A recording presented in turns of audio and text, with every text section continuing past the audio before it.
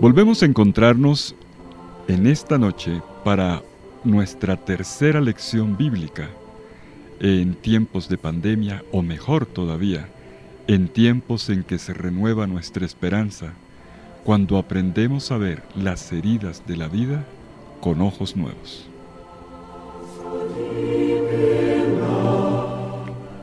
Ha sido también algo muy providencial que en este tiempo de emergencia sanitaria hayamos podido encontrar todos un espacio para una formación bíblica, para partir el pan de la palabra y compartirlo unos con otros.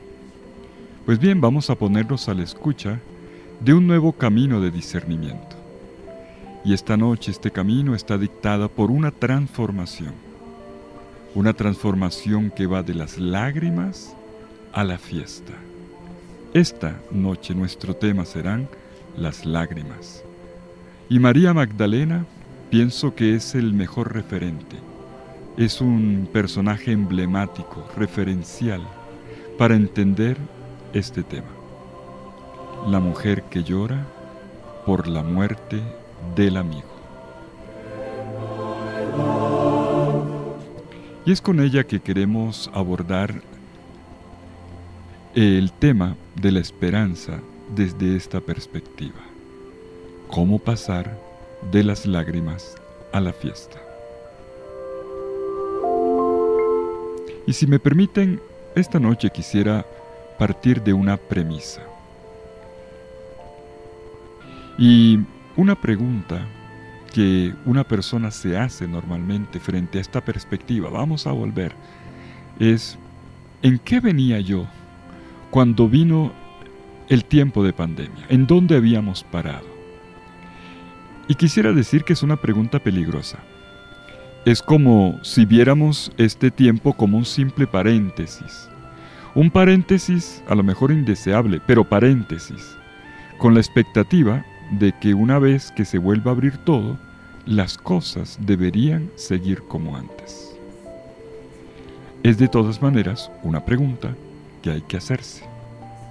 Porque al reencontrarnos con personas y con situaciones que venían de antes, tenemos alta la conciencia del hecho de que algo de todas maneras ha cambiado. Ha cambiado a través de nuestro dolor. Ha cambiado a través de lo que se nos ha arrancado. A lo mejor seres queridos que ya no están. A lo mejor condiciones económicas en las que ahora nos encontramos en desventaja. O también nuestro mismo corazón en este tiempo, a lo mejor en algo ha cambiado. Y para reflexionar sobre este cambio, esta noche nos detenemos, como ya anuncié, en el bellísimo episodio de María Magdalena. Bueno, son varios, pero me detendré sobre todo en el capítulo 20 del Evangelio de Juan. Y para poder adoptar esta perspectiva, este ángulo de análisis o de lectura del texto bíblico, el tema del cambio, de la transformación del personaje, permítame dar un ejemplo externo a la Biblia, fuera de la Biblia, luego volvemos a la Biblia, un ejemplo del tipo de cambio que es propio de la Biblia, pero lo tomo de la historia de la literatura. Me refiero a uno de los grandes de la historia de la literatura, que fue Dante Alighieri, este italiano que nació en Florencia y murió en Rávena en 1321, en el Trecento italiano. Todos lo recordamos por su obra magna, La Divina Comedia. Resulta que cuando Dante era joven, escribió un poema, bueno, yo digo un poema porque está escrito en prosa y verso, dedicado al amor de su vida. Se llamaba Beatriz. Y el escrito lo tituló Vida Nueva, así, tal cual, Vida Nueva. Y él allí habla de una vida renovada por el amor. Cuando concluye su libro, este opúsculo, La Vida Nueva, él hace lo que ocurre a veces en las sagas o en las series, ahora que conocemos muy bien por la televisión y el cine. Él termina la historia en punta anunciando la próxima obra que va a escribir. Nos da una anticipación. Y él dice allí que escribirá sobre esta mujer lo que ningún otro jamás ha escrito. Él pone esta frase al final de su obra Vida Nueva. Dice: espero decir sobre ella lo que jamás fue dicho de ninguna. Y bueno, vuelve un tiempo después con su obra La Divina Comedia. ¿Y quién es la protagonista principal? Pues ella, Beatriz. Allí Dante se encuentra en el camino con 3 fieras y no consigue abrirse paso. Entonces aparece Virgilio, quien le dice: mira, este no es el camino, tú debes ir allá abajo, al infierno, y atravesar todo el mal hasta el fondo. Y entonces a Dante le entra miedo y le dice: oye, yo no soy ni San Pablo ni Eneas. ¿Quién soy yo? Y entonces Virgilio le dice: no soy yo quien va a ayudarte. Serán 3 mujeres. Y aquí es interesante esto, serán 3 mujeres. Vemos una primera modalidad de ayuda. María, en lo alto del cielo, ve que Dante está en una situación desesperada y llama a la segunda, que es Lucía, quien a su vez llama a la tercera, que es Beatriz, y con quien va hasta el infierno. Y aquí vemos cómo se mueven las mujeres juntas. Virgilio le había dicho serán 3 mujeres, y estas van apareciendo. Una sola podría haberlo hecho, podría haberle marcado el destino o la ruta a Dante, pero no. Aquí encontramos algo que es muy propio de la mujer. Una mujer activa desencadena mejor un movimiento de mujeres, de equipo, porque se trata de una manera de proceder, es su modus operandi. Y entonces Beatriz va donde Virgilio y le dice: mira, debes llevar a este pobrecito, debes salvarlo. Y Dante hace todo el viaje, pasa por el infierno, incluso el purgatorio, que no era fácil porque se topa con una serie de situaciones con las que se identifica y lo descomponen, lo ponen mal, hasta que finalmente llega al paraíso terreno. Y cuando ve allí la maravillosa, deslumbrante procesión en el jardín del Edén, se encuentra finalmente con Beatriz. ¿Y qué espera que pase? Pues ver a la Beatriz de la que estaba enamorado. Una mujer angelical, bellísima, la mujer que todos deseaban. Pero resulta que Beatriz mira a Dante, lo llama por su nombre además, Dante, por primera vez, y él se emociona, pero se lo dice de una manera fea. Lo llama, pero de manera fea. ¿Por qué Virgilio se va? No llores, no llores, cambia de actitud. Y entonces viene aquí como un momento como si fuera la luz de un relámpago. Se da cuenta Dante que todavía requiere de un cambio. No es la misma Beatriz que él se había imaginado desde el comienzo.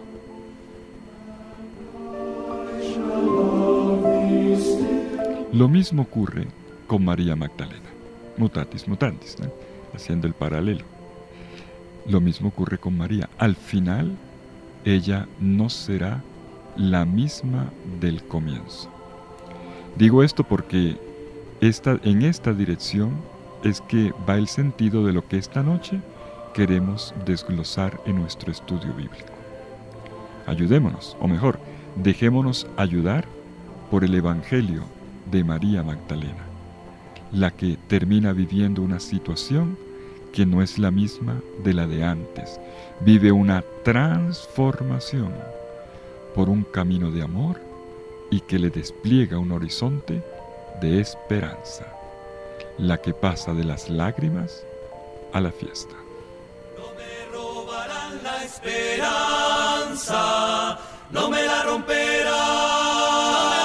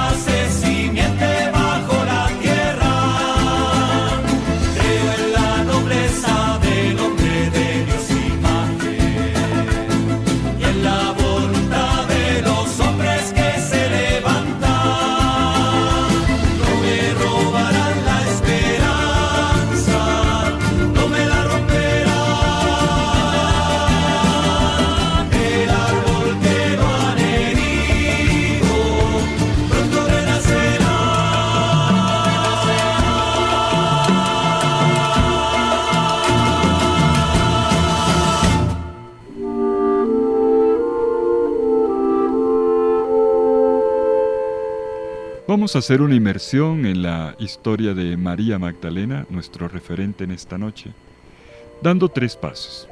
Primero, ¿quién es María Magdalena?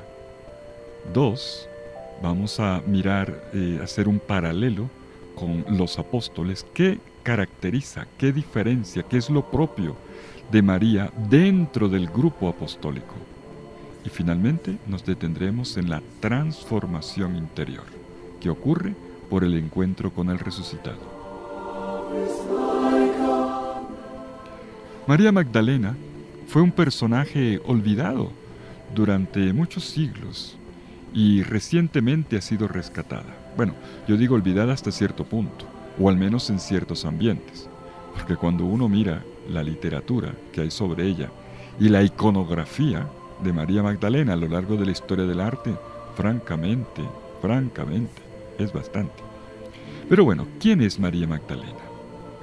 María Magdalena está perfilada dentro de la narrativa evangélica como un personaje que pasa por 3 etapas. 3. Primero, la que era antes de conocer a Cristo, una mujer enferma. Lucas, en el capítulo 8 de su evangelio, en los versículos 1 al 4, donde nos presenta el grupo itinerante de los discípulos que sigue al maestro, dice que hay un grupo de mujeres junto con los 12, y dentro de este grupo menciona a María Magdalena como aquella de la cual Jesús había expulsado 7 demonios. La expresión 7 demonios es interesante. Quiere decir que en el imaginario colectivo debía ser considerada como la peor de las mujeres. Suena brutal, pero lo que el término quiere decir, 7 demonios, indica una persona terrible.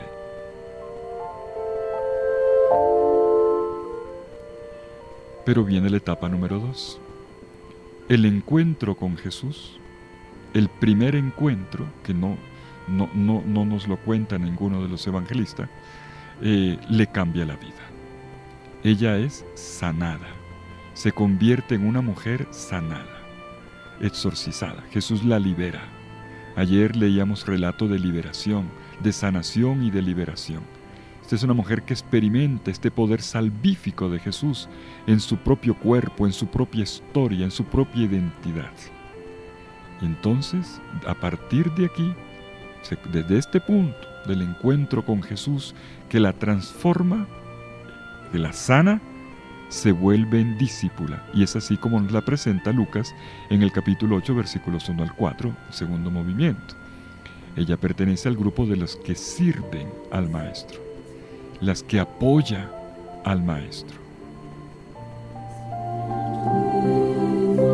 Y es de esta manera que se convierte en la discípula, la seguidora de Jesús, hasta la cruz y hasta la tumba vacía, yendo junto con las otras mujeres más allá que el resto de la comunidad de discípulos de Jesús, e incluso la encontraremos prácticamente solitaria, más allá incluso del grupo de las mujeres, según el Evangelio de Juan, en el capítulo 20.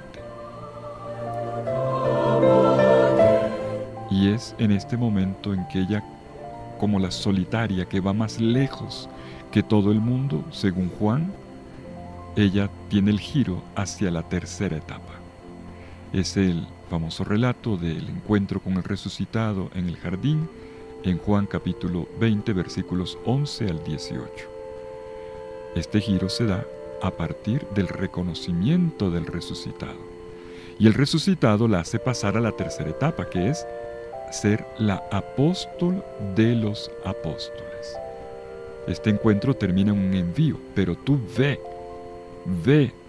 donde mis hermanos y ve a decirles que subo a mi Padre y vuestro Padre, mi Dios y vuestro Dios.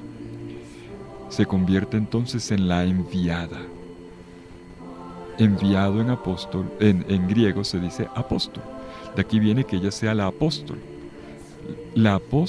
de los apóstoles. Este término, que a alguno le puede sonar extraño, y conozco a alguno que no le cuadra, lo siento mucho, El primero que la llamó así fue Hipólito, San Hipólito de Roma, en el siglo III. O sea que esto no es una invención del Papa Francisco, esto viene nada más y nada menos que de la patrística, desde Hipólito de Roma. Tenemos entonces 3 etapas. Y esta tercera etapa, la de la apóstol de los apóstoles, es importante, porque ella lleva un anuncio, es la portadora de un anuncio, de una buena noticia, a un grupo de apóstoles que todavía están incrédulos.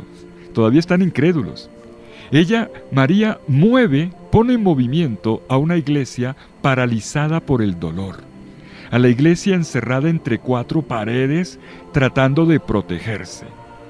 Y ella hace su anuncio en un lugar de muerte.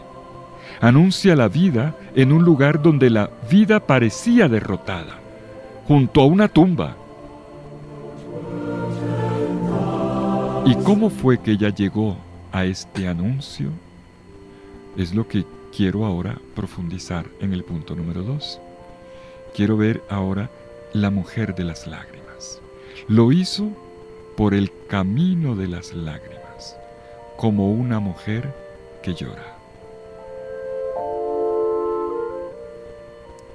¿Qué es entonces lo que caracteriza? Demos el siguiente paso. A esta María de Magdala que pasa por las 3 etapas, pero ¿qué es lo que la caracteriza dentro del grupo de los seguidores de Jesús, hasta el punto de que llega a convertirse en la apóstola de los apóstoles? Para entenderlo mejor, es bueno que tengamos presente este detalle. Jesús, después de su primera familia, la de Nazaret, María, José, tuvo una segunda familia. Lo dice el Evangelio, no me lo estoy inventando. Jesús va a decir, esta es mi madre, mis hermanos. Está refiriéndose a la comunidad apostólica, a la comunidad de sus llamados, de los discípulos y apóstoles. Esta es la segunda familia. Y con esta familia Jesús hace todo un camino, hasta que llega a Jerusalén. Lo que quiero llamar la atención es cómo trata esta segunda familia a Jesús. Al final lo trata mal. Entre ellos se ha generado una relación durante 1 año y medio, 2 años, 3 años de convivencia discipular, una relación intensa, fuerte, pero una relación que al final nos decepciona un poco. Uno dice, ¿qué pasó? ¿Qué pasó? Judas entrega a Jesús, lo vende como un cadáver. Es uno de su familia, de esta segunda familia, el que lo entrega. No son los enemigos los que lo entregan, es uno de los suyos.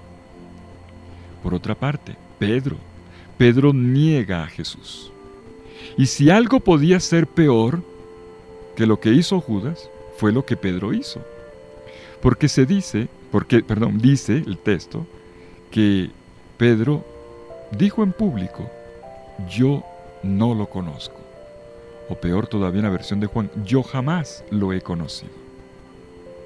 Judas, en cambio, dice, desde este momento en adelante, me paso al bando del enemigo.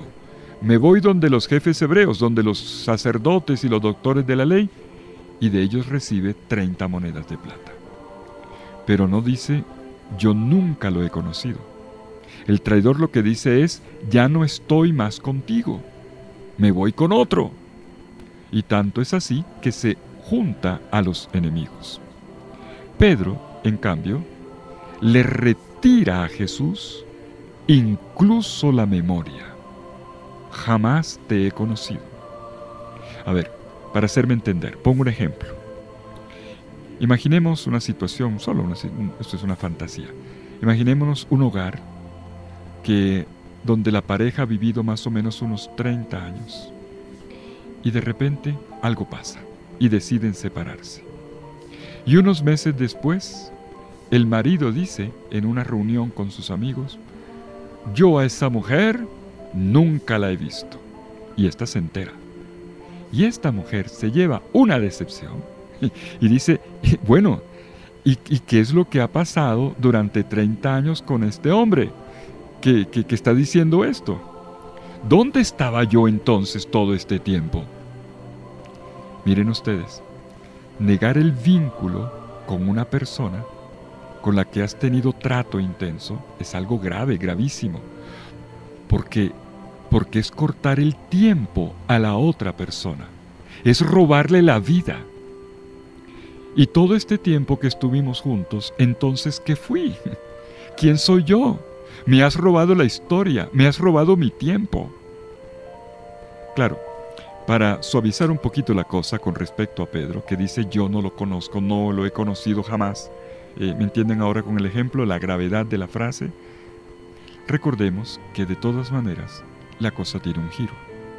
Después de la tercera negación, después de los 3 yo no conozco, Jesús, según el evangelista Lucas, capítulo 22, versículo 60, dice que Jesús da media vuelta. En el momento en que canta el gallo, cuando pronuncia la tercera negación, hay un efecto con tres elementos. Pedro niega, el gallo canta y Jesús mira. Y en el momento en que Pedro se descubre mirado, se viene en llanto. Es el don de las lágrimas. Y Pedro llora copiosamente. La diferencia entre Judas y Pedro está aquí. Pedro toma conciencia del dolor de esta negación. Se da cuenta de lo grave, de la gravedad de su comportamiento. Lo entiende, percibe el mal que le ha hecho el Señor y que se ha hecho a sí mismo. Y entonces revienta en lágrimas. Pues estos son las lágrimas. Las lágrimas, permítame el ejemplo, la expresión, son como un pegamento de reconciliación. Las lágrimas no son el signo de la muerte. Las lágrimas son el signo de una ruptura que se vuelve a coser, de una dulzura que en cambio viene a aliviar el hielo de la separación. Y he dicho esto para que veamos la diferencia entre María Magdalena y la que he llamado la segunda familia de Jesús, la comunidad de los discípulos y apóstoles. Pedro lo niega, Jesús lo vende como un cadáver y el resto se da a la fuga. En los evangelios sinópticos, Mateo, Marcos y Lucas, ninguno de los apóstoles sigue a Jesús hasta la cruz. Bueno, Pedro lo intenta, pero no llega a la cruz. Lo intenta siguiéndole hasta la casa del sumo sacerdote y después de las negaciones, desaparece de la escena. ¿Quién es el personaje que está al lado de Jesús? Bueno, es un personaje colectivo. Son 3 mujeres. Según el evangelista Juan, que no es sinóptico, el cuarto evangelio colocará también a un varón, al discípulo amado. Ok. Pero según los evangelios sinópticos son 3 mujeres, cuyos nombres también se repiten en Juan. 3 mujeres entre las cuales consistentemente todos los relatos, todos repiten el nombre de María Magdalena. El evangelio de Juan coloca también en el grupo a María, la madre del Señor. Por si acaso, antes de que me reclamen. Ahora bien, en este claroscuro de la relación con Jesús por parte de los apóstoles y la de María Magdalena, notamos una gran diferencia. No es que los apóstoles sean malos, es que no tienen la valentía de ir adelante hasta el fondo a la hora de la cruz. Sencillamente, el misterio de la muerte los espanta más que al resto, porque les espantaba a todos, pero los espanta más. Solo un grupo de mujeres consigue ir más allá. Y solo una mujer, según Juan, queda solita, junto a la tumba, perseverando allí. María representa a la iglesia perseverante, a la iglesia, a la esposa, que le pide al esposo que le permita estar junto con él. Es un acto de amor. Te amo. No me importa que estés enfermo. Te amo, aun cuando te lloro en la muerte. Quiero estar a tu lado.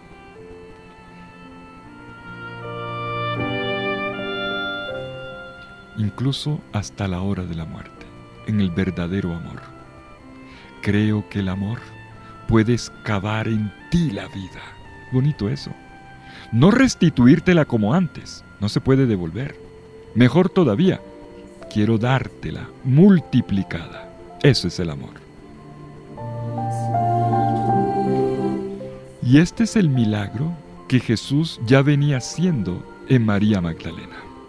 Atención con el tema de los milagros, porque nos quedamos simplemente en componer un poquito el muñeco. Quiero decir, arreglar un poco lo físico. Le había transformado el corazón. Es más fácil que te pongan a caminar. Es más fácil que te pongan una prótesis en la pierna y te hagan andar mejor. Pero que te cambien el corazón no es tan fácil, ¿verdad? Dime si no. La cercanía de esta mujer junto al cuerpo de Jesús, al cuerpo que para ella, incluso estando muerto, quiere tenerlo. Y esto es lo que a mí me llama mucho la atención y quiero invitarlos a profundizar. Esta necesidad de estar junto a, esta necesidad de tocar el cuerpo o de permanecer junto al cuerpo. Y me llama la atención porque es un punto en el cual el Evangelio de Juan coloca un énfasis. En Juan, capítulo 19, versículo 25, dice, junto a la cruz estaba María, junto a la cruz. Y se está refiriendo a las mujeres dentro de las cuales está María, la Madre del Señor. Pero no solamente está la Madre del Señor, también está María Magdalena, junto a la cruz. En el capítulo 20, versículo 11, se dice, junto al sepulcro estaba María. Junto al sepulcro estaba llorando. María está junto a la cruz, está junto al sepulcro, no se aparta de su Señor, ni aunque esté muerto. Y esto merece un pequeñísimo comentario. Lo que hemos experimentado muy de cerca en este tiempo de confinamiento es muy parecido. Los enfermos en la UCI no los podemos visitar, y por eso el dolor es doble.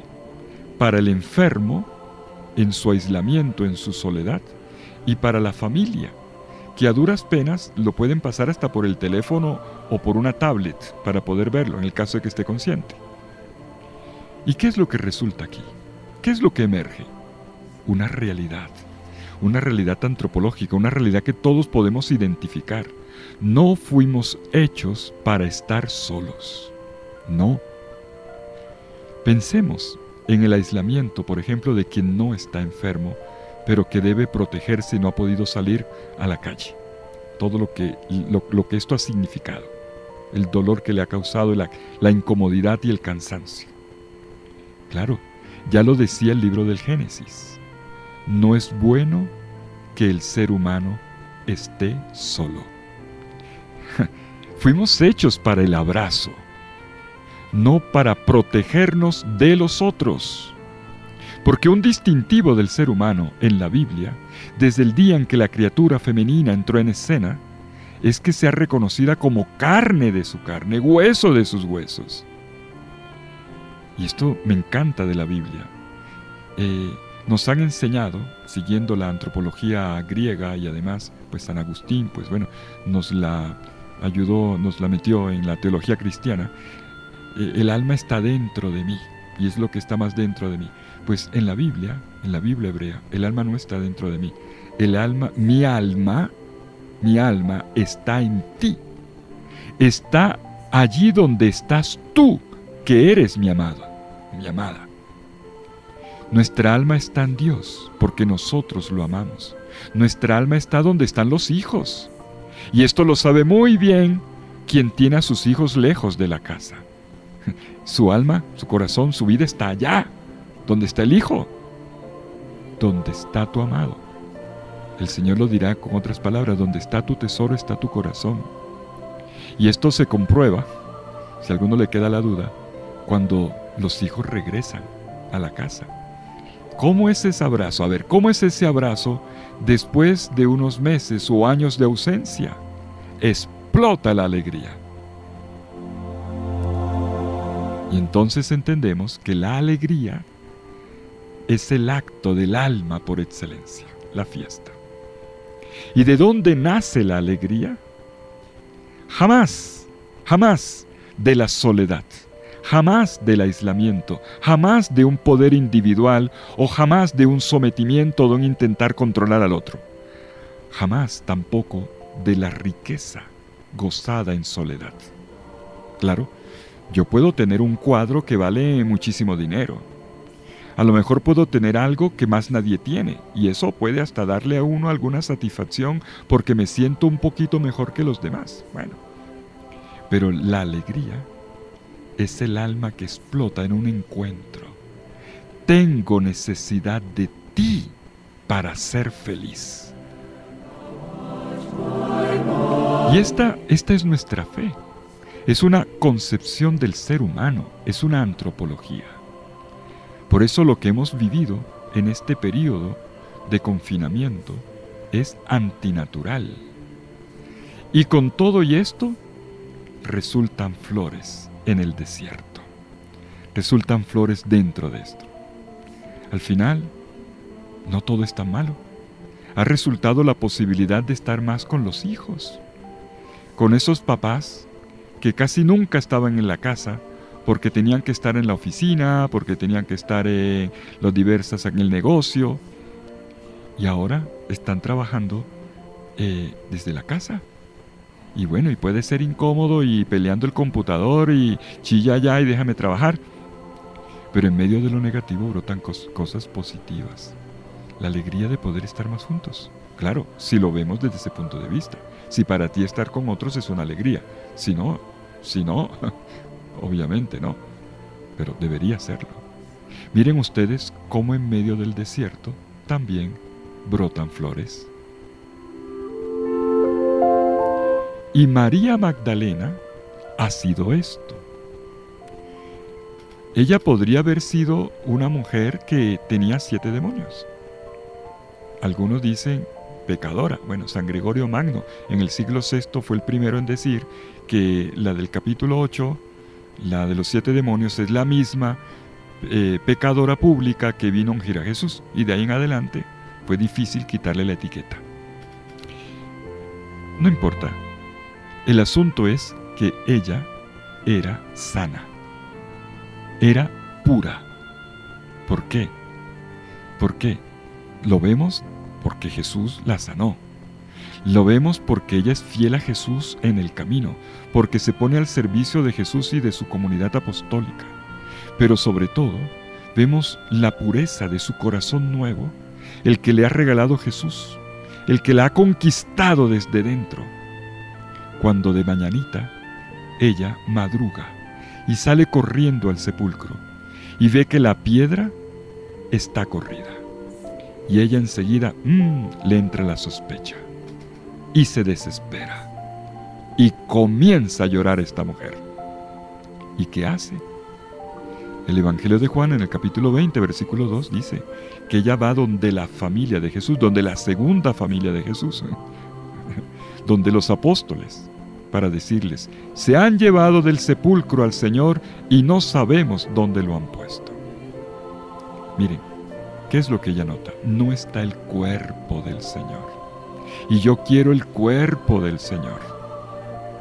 Y ella hace salir de la casa a toda carrera a los 2 apóstoles, a Pedro y al discípulo amado. Los hace salir a aquellos que hasta ahora estaban confinados. Ella ya es desde este momento la apóstol de los apóstoles. Es la que va a anunciar que el cuerpo del Señor no está. Todavía no sabe de la resurrección, pero comenzó con el tema del cuerpo. El cuerpo del Señor no está. Un apóstol es el que es enviado. ¿A qué?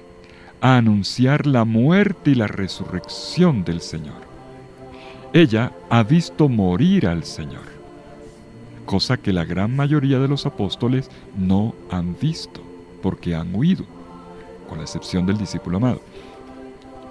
Ella, además, ha visto la tumba sin el Señor, pero luego lo verá resucitado cuando le dé un nombre a este cuerpo que tiene delante de ella en el jardín.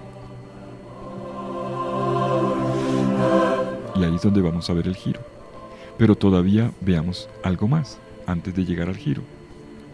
Pedro y el discípulo amado hacen la misma ruta que María Magdalena.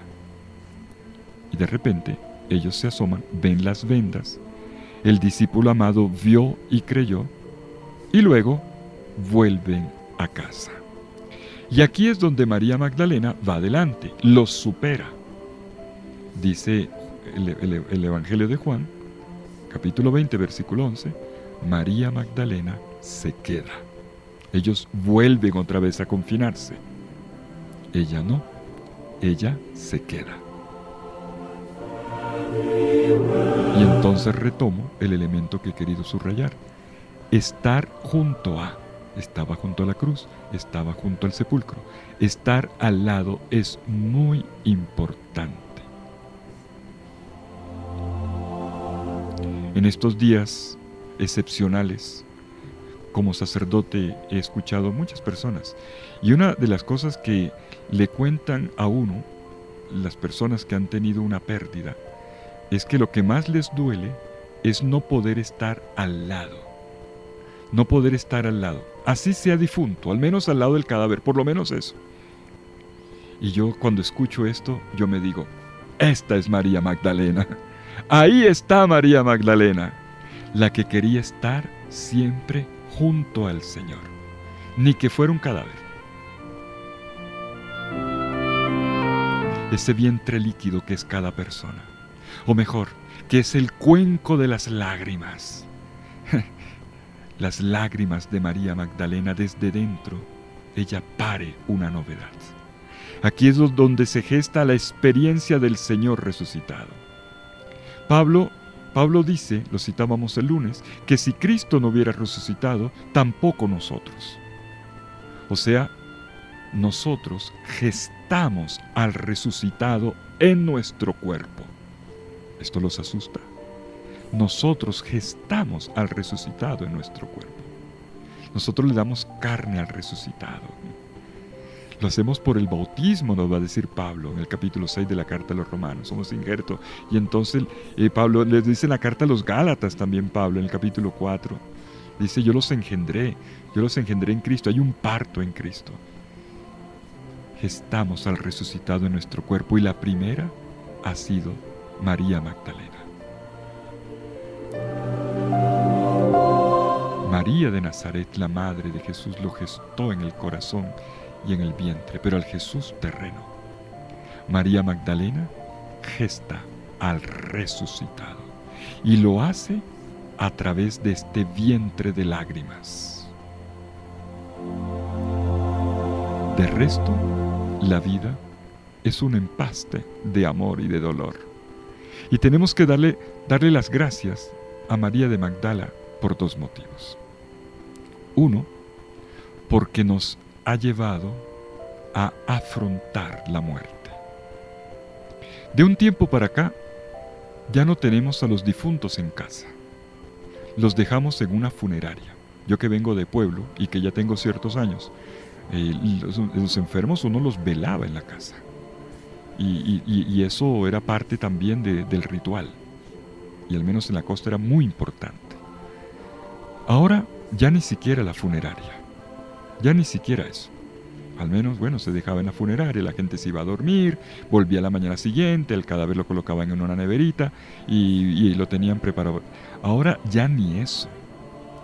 Y esto nos ha resentido, a creyentes y a no creyentes. Todos hemos sufrido por no poder estar al lado de quien es parte de nuestra vida. Y es una forma como nos es restituida la muerte, o mejor, no la muerte, el morir. Para nosotros los cristianos la muerte es importante. Nuestro bautismo lo hacemos en la muerte y en la resurrección. Eso nos lo han enseñado. El bautismo es una inmersión en la muerte y en la resurrección de Cristo. Y desde ese momento nosotros creemos que la vida es precisamente una transformación de muerte en resurrección. No solo de muerte en vida, de muerte en resurrección. Y por eso es importante el concepto de vida para un cristiano. La vida es una transformación, no una conservación. ¿Captan la diferencia? Nuestro cuerpo, nos dice el Señor, Juan capítulo 12, versículo 24, debe perderse como una semilla. Muere para resucitar. Estamos hechos para transformar, no para momificarnos como estamos ahora, como si quisiéramos existir siempre igualitos. Si rechazamos el morir, ¿cómo es que pensamos en una transformación, en un renacer, en un resucitar?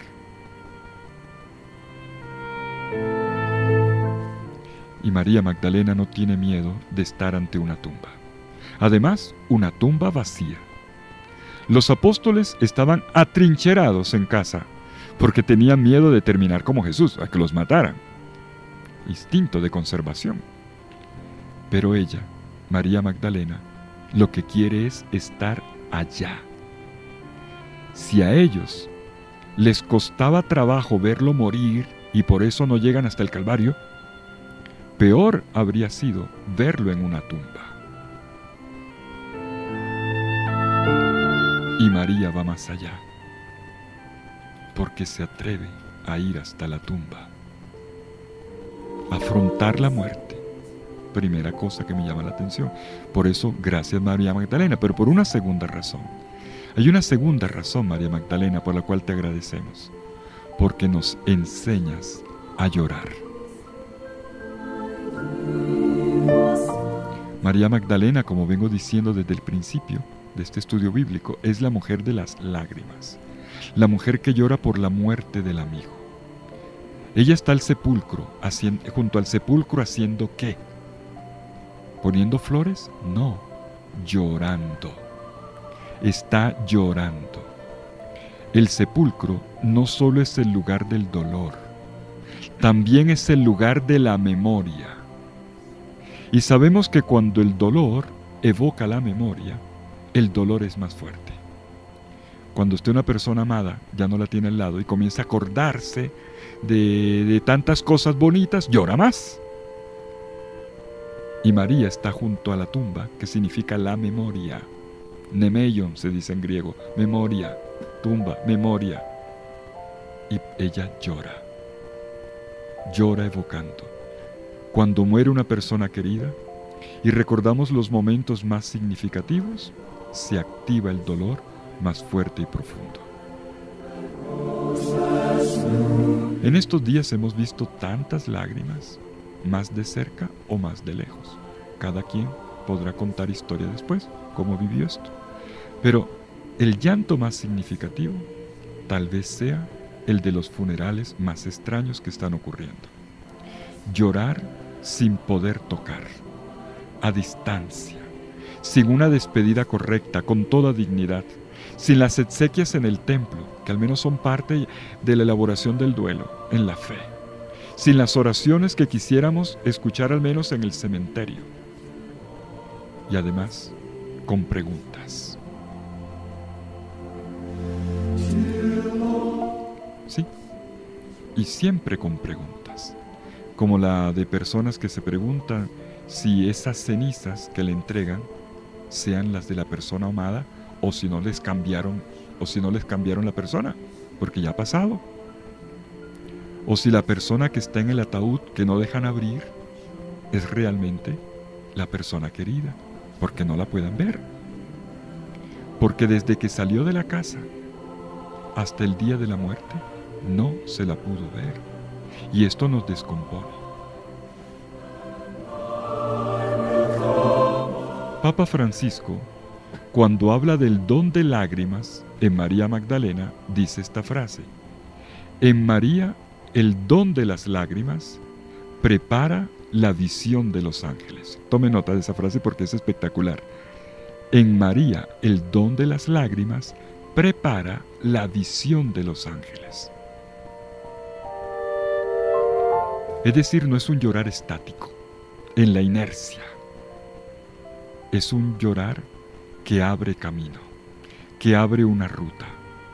Abre un camino para ver cosas mayores, como leíamos hace poco a propósito del Evangelio de Natanael, en Juan 1:51.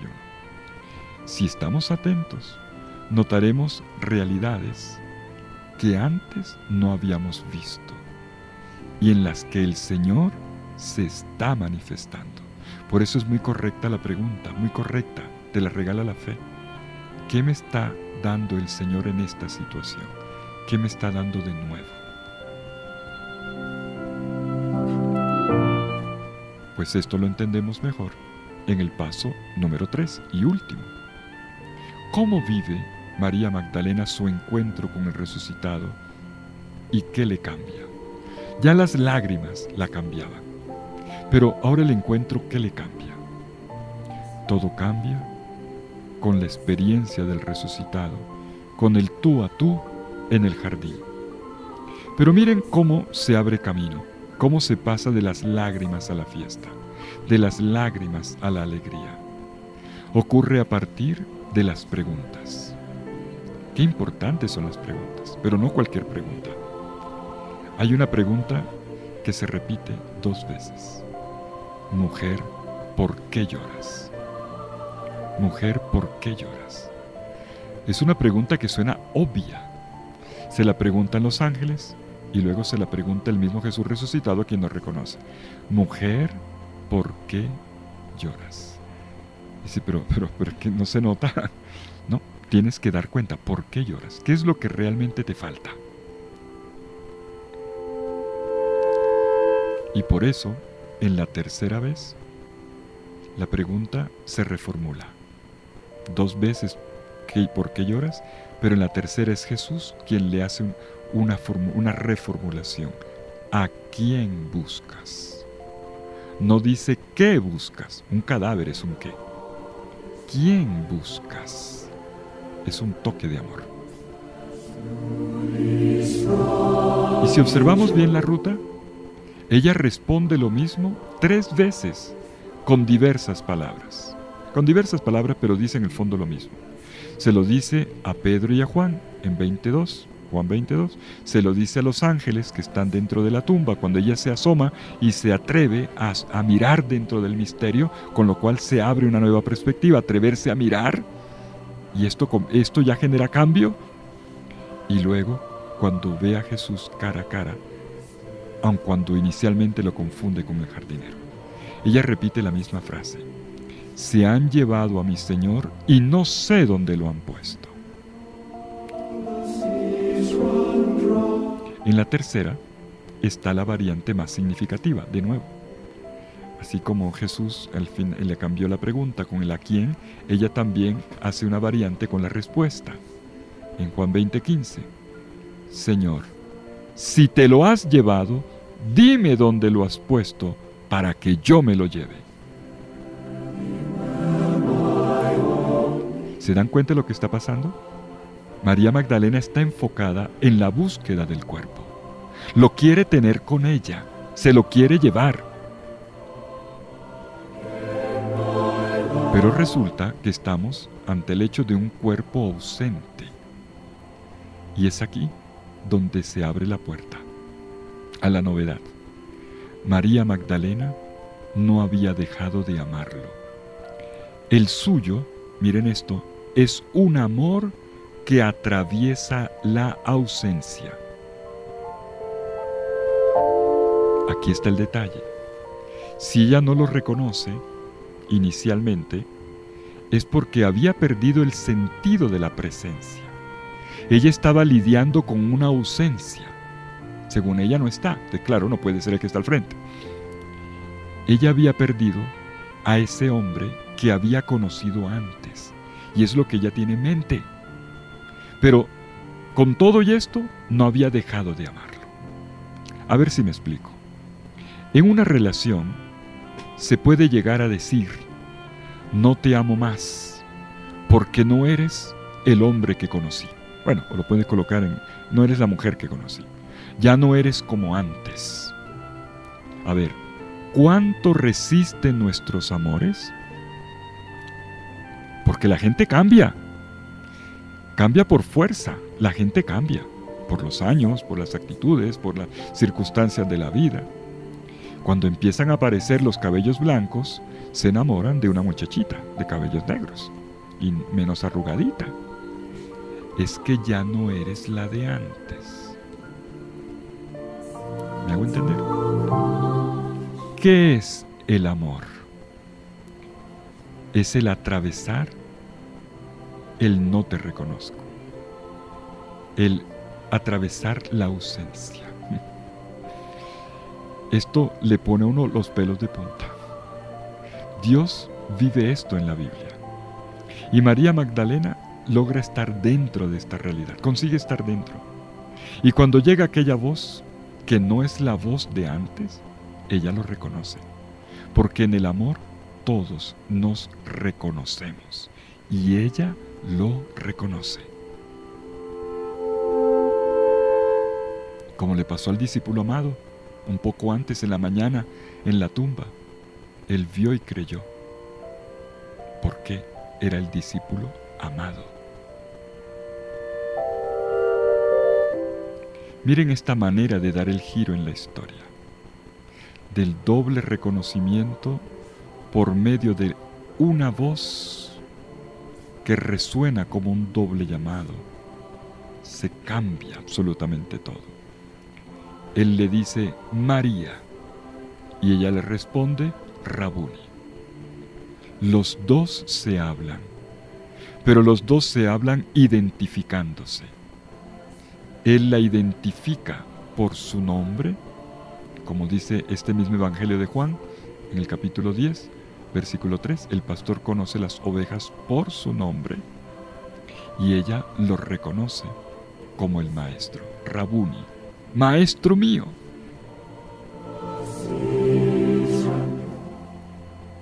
Fue la voz, fue el llamado, fue el mutuo llamado, fue la mutua invocación.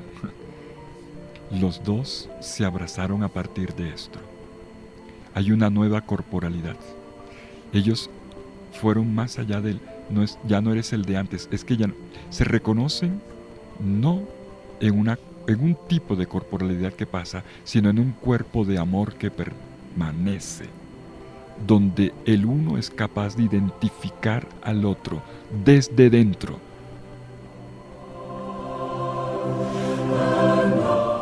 Y entonces llegamos al final de la historia. En este momento del reconocimiento, donde los dos se llaman el uno al otro, María hace un gesto. Pero nosotros no lo vemos. Sabemos lo que ella hace porque Jesús le dice: no me retengas, no me retengas, porque todavía no he ido a reunirme con mi Padre. Más bien, ve y di a mis hermanos.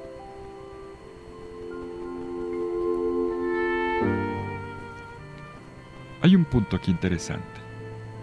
Es: no me toques o no me retengas. Las traducciones que se basan en el latín, que a su vez viene de San Jerónimo, han querido colocar no me toques, noli me tangere, no me toques.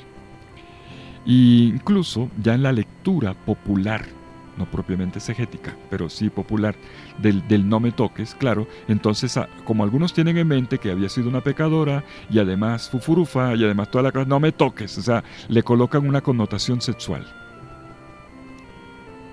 Pero yo tengo que decirles que no tiene nada que ver. El verbo griego es me aptomai. Me aptomai no significa no me toques, significa no me retengas. No me retengas. Y no es lo mismo tocar que retener. A Jesús no le molesta que lo toquen. Ayer vimos cómo una hemorroísa lo toca. Y Jesús lo identifica y no la regaña por eso. Lo que busca es quién fue, pero no el hecho de que lo toque. A pesar de que fue una acción transgresora, ya lo explicamos. Jesús se deja tocar de quien tiene necesidad de tocar. Y él mismo también toca. Toca incluso al leproso. Pero una cosa es tocar y otra retener. Un toque sana, un retener enferma. Retener no es amar.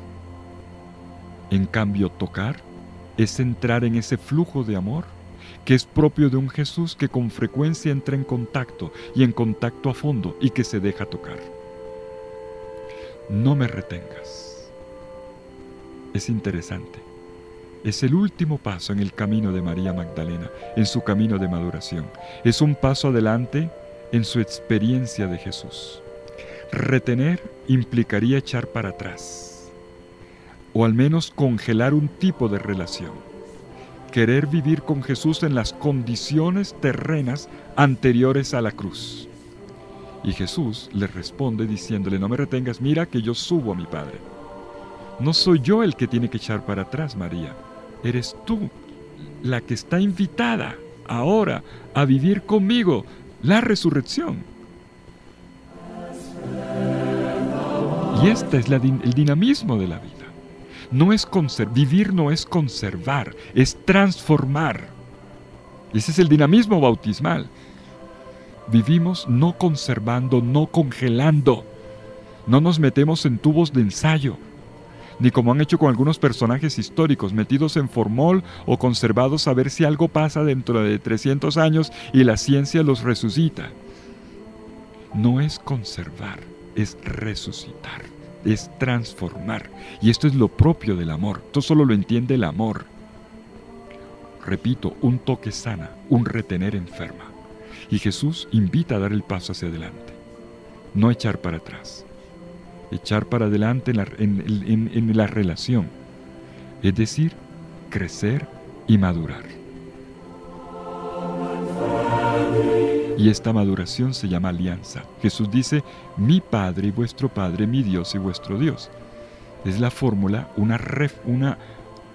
verbatim, decimos, una nueva formulación o una manera de formular la frase de la alianza. Yo soy vuestro Dios, vosotros sois mi pueblo. Eso es lo que está diciendo. Le invita a la alianza, a sumergirse con Él en el océano infinito del amor de Dios, del Dios trinitario, como lo entendemos en la fe cristiana. Subo, ven conmigo, ven a esta relación que yo tengo con Dios, que ahora también es tuya, María. Te regalo lo propio de mi vida, lo propio de mi corazón, lo propio de mi existencia. Esto te lo comparto, María. Ven para adelante. Entendemos mejor entonces cómo esto que yo hablaba del es que ya no te conozco. Solo el que ama puede ir más allá del cuerpo. Solo el que ama puede ir más allá del no te conozco, no te reconozco, ya no eres el de antes. Y qué bueno que no se sea el de antes, porque la vida evoluciona, los años pasan, pero por dentro hay un amor, una vinculación que es lo que sostiene, lo que crece y lo que nos da identidad. Y hay una connotación más en este no me retengas. El no retener está seguido del verbo ir. Ve donde mis hermanos y diles, y le da la razón. Y María fue para decirles, he visto al Señor y me ha dicho esto. Retener es lo contrario de ponerse en camino. O sea, no me retengas es, no te quedes ahí, como han hecho los otros que están escondidos. No, pon sal, ve, no te quedes ahí, ve donde mis hermanos. Y es ahí donde María Magdalena se hace finalmente la verdadera apóstol de los apóstoles. Y esta María, que se vuelve misionera, me lleva a hacer una última anotación. Para la patrística, los padres de la Iglesia, estos autores entre el siglo II y V después de Cristo, la misión de María apóstola estaba inscrita en su mismo nombre. Esta tercera etapa de María, la discípula que fue más lejos y que ahora se convierte en la primera en ser apóstol, en ir a anunciar la resurrección de Jesucristo, en este sentido lo es. Resulta que los padres de la Iglesia notaron un detalle. ¿Cuál es el detalle? Vuelvo a la identificación inicial. María se le llama de Magdala o Magdalena. Como una persona de Baranoa se le dice baranoera, ¿no? Para hacerme entender.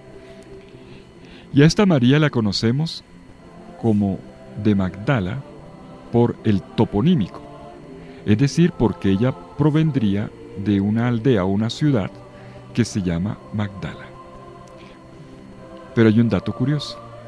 San Jerónimo, el gran Jerónimo, anota que el nombre Magdala viene de Migdal, de la palabra hebrea Migdal, que significa torre. Por cierto, la arqueología en los últimos 15 años, sobre Magdala ha avanzado montones. La próxima vez que vayan a Tierra Santa, no se lo pierdan. Es de lo último que se ha encontrado en Galilea, de significativo acerca de Jesús. Y entonces ya se sabía que había una torre, pero ahora se entiende mejor qué cosa era Magdala. Era un sitio industrial. Esta torre era la torre de la salazón del pescado, además era un puerto y además tenía una sinagoga que tenía ciertas proporciones y tenía un mercado, y ya entendemos mejor. Ahora, resulta que esta torre, como dijo San Jerónimo, es uno de los atributos de la amada del libro del Cantar de los Cantares. El amado, en el Cantar de los Cantares, canta la belleza de la amada, retratándola de la cabeza a los pies, y cuando llega al cuello dice que es como una torre de marfil, un atributo que por cierto está en las letanías de María, torre de marfil. Y Jerónimo, bueno, esto no es exegético, esto es alegórico, simbólico, pero así hace San Jerónimo, es a quien estoy citando. María Magdalena se llamaría torre porque ella estaba sobre una torre y había sido la primera en levantarse de mañana, en ir a la tumba, en hablar con el Señor resucitado y en anunciar, primero que todos, la salvación al mundo. Por lo tanto, de esta torre, Turris Eburnea, decíamos, ha llegado al mundo, en el espacio y el tiempo, la buena noticia. Esa buena noticia que nos despierta también a nosotros cada vez que la escuchamos, que nos hace esperar en el futuro, sabiendo que nada, ni siquiera un virus así chiquitico, microscópico, que tiene patas para arriba este mundo, nada podrá ser más fuerte que el amor. Un amor que no nos dejará parados a la puerta de la muerte. Un amor que cruza fronteras, un amor que nos hace crecer en la vida, un amor que resucita, un amor que plenifica. Y podemos concluir esta noche que María Magdalena nos regala en este itinerario que hemos hecho 2 lecciones. Una, María con su itinerario nos anuncia con su misma vida que el amor es más fuerte que la muerte, que es más fuerte la esperanza que la desesperación, que hay una luz que permite salir adelante a pesar de lo grande que haya sido el problema por el que hayamos pasado, incluso la pérdida de un ser querido. Pero María Magdalena nos da una segunda lección, que todos nosotros también podemos ser testigos de la esperanza.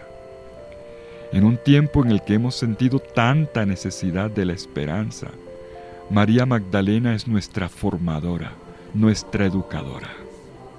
Nos enseña a consolar. nos enseña a anunciar algo nuevo al mundo.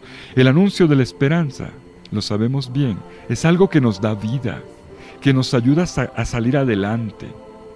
La esperanza no es como uno a veces escucha por ahí, en un nivel algo infantil, gente que dice tranquilo, que todo va a salir bien, pero ni se lo creen, ¿eh? Tranquilo que todo al final va a salir bien. ¿Y qué pasa cuando las cosas no salen como uno previó, como uno quisiera? Ahí está el punto. La esperanza es mucho más fuerte que esto. Consiste en que cuando las cosas no van bien, incluso cuando las cosas salen al revés, contrarias a nuestras expectativas, cuando objetivamente no hay razones para decir que las cosas van a terminar bien, la esperanza es una luz que brilla al interior de esta oscuridad que es real y que está presente en la situación que ahora estamos viviendo. ¿Y saben una cosa? Me gusta imaginar a la Magdalena como aquella paloma que sale del arca de Noé y que regresa volando con un ramito de olivo en el pico, dando a entender que sobre la tierra ya hay posibilidad de vida. Eso es lo que ella hace, a partir de su experiencia personal de encuentro con el resucitado por el camino de las lágrimas que terminan en fiesta. Ella anuncia la esperanza. Ella nos anuncia lo que de pronto todavía no vemos, todavía está negado el mundo, pero ella ve el ramito de olivo. Ella ve que ya hay un brote y anuncia la esperanza. Anuncia que verdaderamente la vida es posible. Y es un anuncio, ojo, el relato que hemos leído esta noche, un anuncio que curiosamente proviene de un cementerio. La palabra de vida se nos ha dado. Seamos voz de esa palabra junto con María Magdalena. Hay un bello texto de San Pedro Crisólogo, quiero citar un padre de la iglesia, otro, que podría hacer la conclusión de esta noche. San Pedro Crisólogo fue obispo de Rávena, también él, y murió en el año 450 después de Cristo, con apenas 44 años. Y miren cómo en uno de sus sermones sobre la Pascua, él canta la esperanza que proviene de la fe en la resurrección, pero con un detalle. Esta vez no lo hace refiriéndose a María Magdalena, sino a María, la madre de Jesús, quien según él también habría ido en la mañana al sepulcro. Y él junta las dos Marías. La historia de una la funde con la otra. Y dice Pedro Crisólogo: María, el único nombre de la Madre de Cristo. Vino María al sepulcro, vino al útero de la resurrección, vino al parto de la vida, para que Cristo nuevamente naciera a la fe del sepulcro, como había sido generado de un vientre de carne. Pues bien, mis queridos amigos, que las Marías sean la imagen de nuestro recomenzar con esperanza, que ellas nos guíen en este camino para hacernos testigos de la vida, testigos de la resurrección, testigos de un mundo nuevo, testigos de la esperanza. Esperanza, no me la romperán. Vengan a cantarla conmigo, vengan a cantar.